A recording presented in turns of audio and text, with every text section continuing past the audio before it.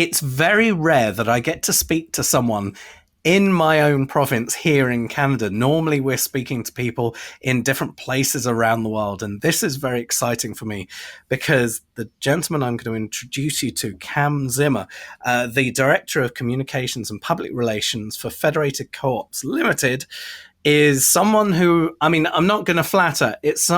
Cam is someone I've looked up to since moving here because what the organization does that he works for really makes a difference to people's lives, whether they work for the organization or they're touched by the organization. Enough guffawing on my part, enough build up. Cam, welcome to Fuse.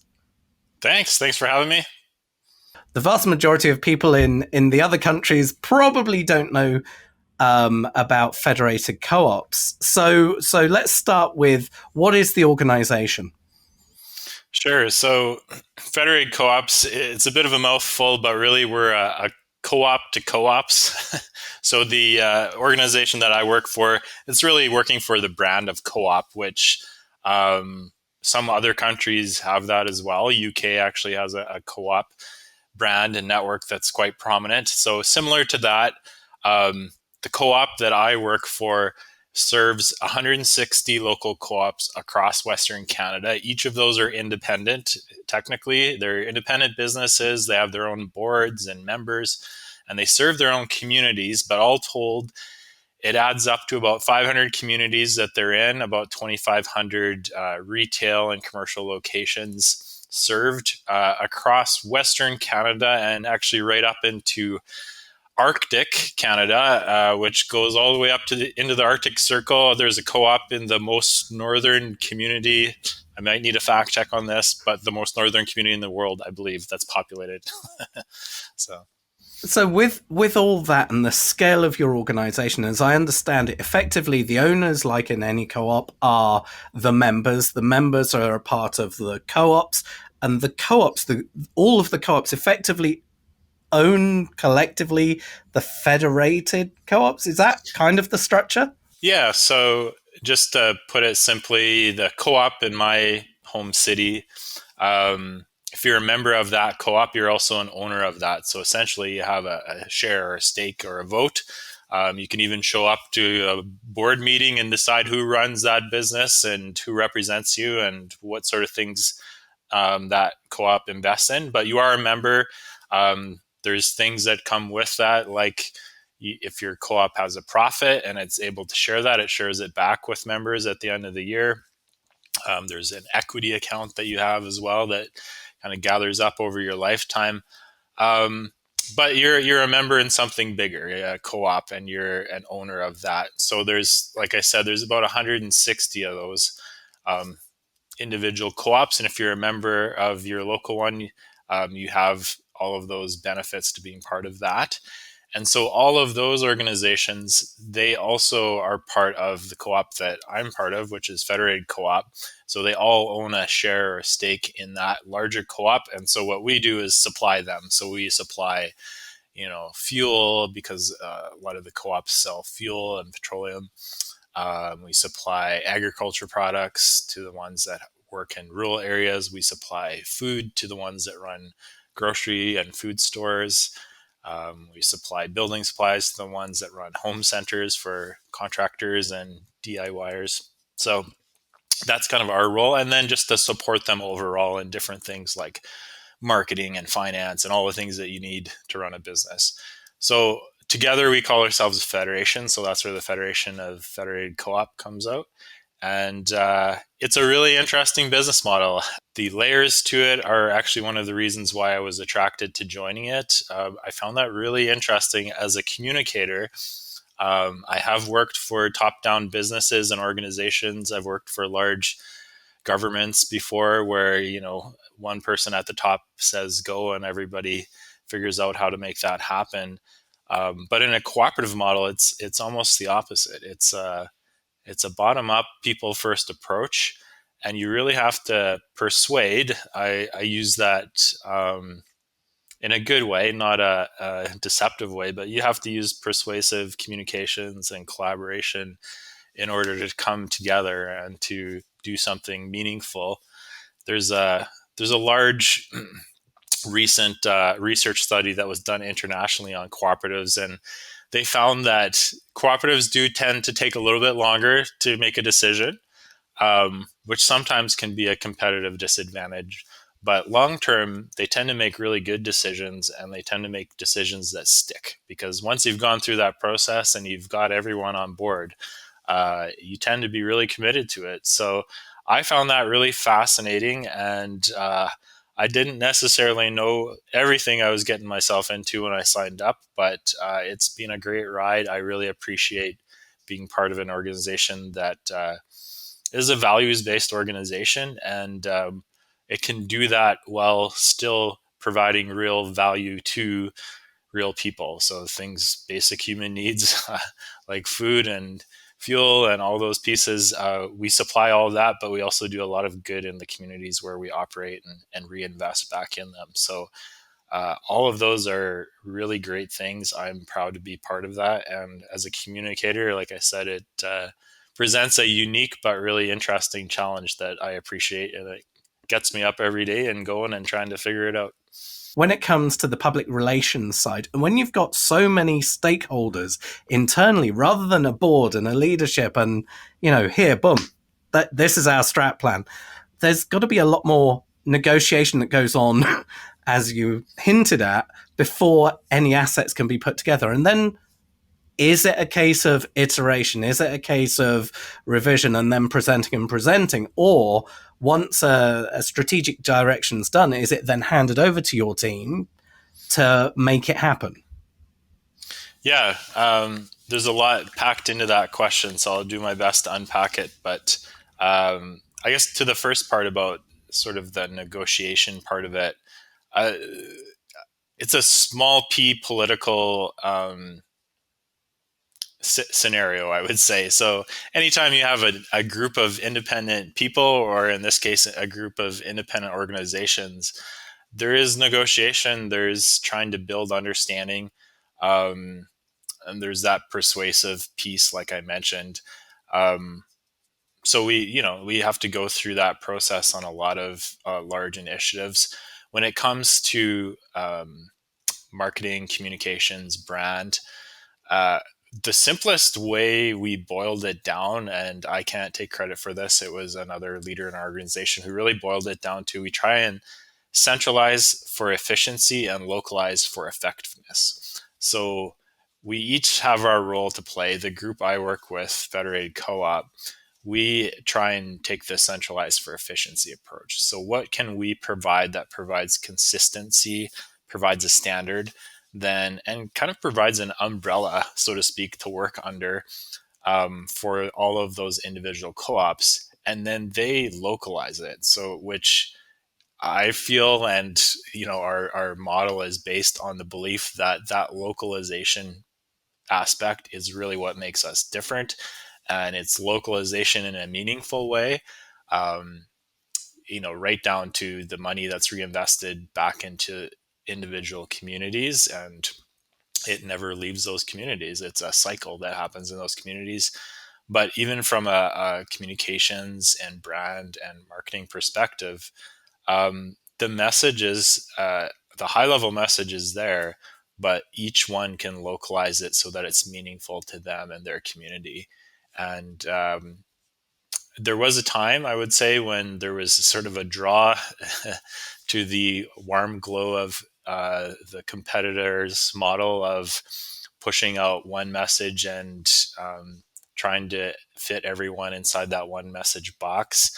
Um, it didn't really work very well, to be honest. And so there was a major effort put forward almost a decade ago to really reinvest in our central brand as co-op. So most people even just say co-op. They don't even say which local co-op they're part of. They just say co-op, but to them it's their local co-op. But then we really started trying to find new ways to have central messages that everyone can work under and can work towards and localize in the best way possible. So And we really found we found the most success when we actually live that out and try that out and use that and build on that. Recent example is we have a lot of co-ops that have gas stations that sell petroleum and fuel and diesel right across Western Canada. And so on the community investment side, asked how can we all come together in a way that's meaningful so that we reinvest. So we chose one day a year in September that we call Fuel Good Day. And so that was kind of the central rallying point. And on that day, each of those co-ops decides how much per liter of fuel will go towards a cause in their community that their community has selected. And so it ends up, generating millions of dollars in donations to nonprofit organizations in communities and in ways that matter in each community. Not because I, from a central office decided it was the charity of choice, but because it was meaningful there.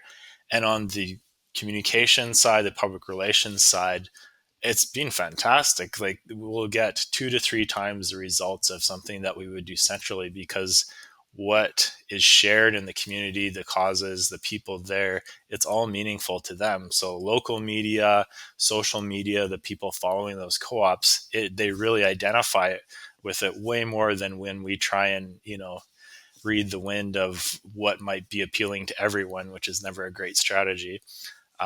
So we've just seen really fantastic results when we're able to come up with that umbrella that works for everyone that they can localize and make meaningful in their local communities. And that's our secret sauce. That's what we keep trying to tweak and formulate every time we look at a marketing or communications or brand effort. There must be almost I would say a communication bible or an established work plan that these are the centralized assets. There's the flexibility. So like in local radio, when I was back in local radio, we would have the overarching branding and then the local tags that would go into it, plus localized messaging sponsored or whatever it may be. Is it along those lines? And second part, because I'm a fan of follow-up questions, um, where is the boundary when things aren't necessarily going so well? Let's say there's an issue in the local market, a crisis, or just something to pay attention to. Where's the line between you providing additional support, or is it left locally? Yeah. So the first point, good analogy with the radio piece. So if we extend that analogy or metaphor, it's sort of like a giant donut ad for radio. So, on all aspects of it. So we try and provide, and we have a sort of a central hub for, visual resources, creative resources that can set a standard there. But more and more with the tools that everyone has available now, some of the software and the technology and the cloud-based platforms we have, it's not sort of a static piece. You can bake certain parts of your brand and your logo and your campaign into that, and then there's lots of customization and localization that can happen below that. So that's really what we try and do, kind of on the high level, on all sorts of aspects. And then really we try and provide, we call them toolkits, but it's really that, just sort of the essentials in terms of what we would consider best practice and guides, and whether that's branding guidelines or whether that's on the communication side with messaging on different topics. So an example would be sustainability. Here are some key themes, key messages, key points that we see and have asked our co-ops for input on in terms of what's common between us that we can all speak to. And then below that, they come up with their own unique and usually much better and more creative ways to um, use those messages and kind of add the color and character and story behind them. So that's sort of the high level on that point. Um, the challenge with our model is the challenge that you raised in your follow up question. So it's where's the line? Um, And so for us, it's sort of an ongoing give and take challenge to work out within ourselves. Is that the strength of brand sometimes also causes confusion or misunderstanding about who we are.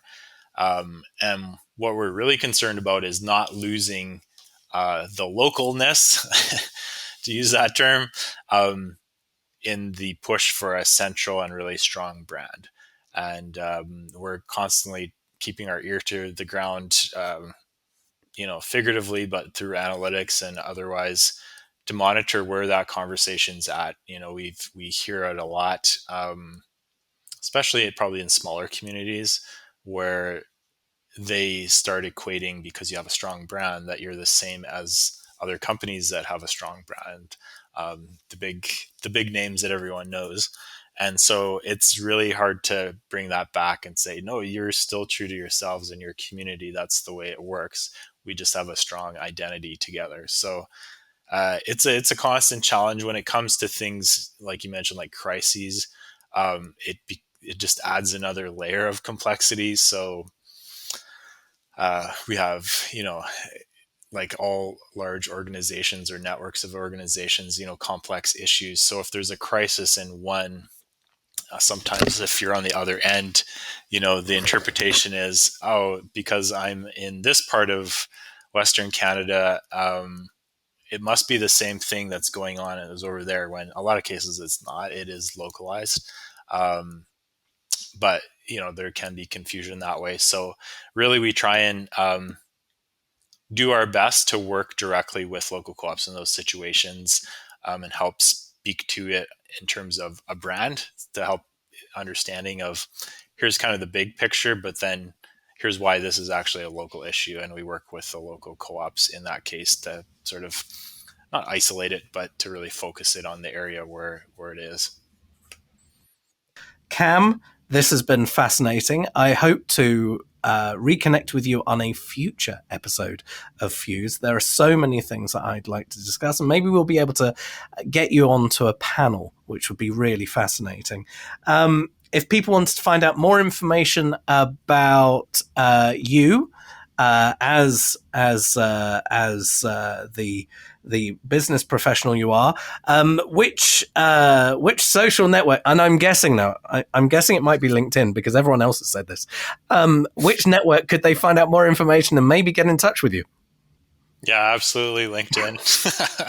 That's probably dating myself for the younger members of your audience, but definitely LinkedIn is the best way to get in touch with me personally. And for people who want to know more about the co-op structure as an organization, Federated co-ops, what's the best source of information for that? Sure. Two different spots for the Federation and kind of understanding how it all fits together. Website www.fcl.crs. And on the consumer side, to see what the brand looks like and how this interesting collection of independents, another website, www.coop.crs.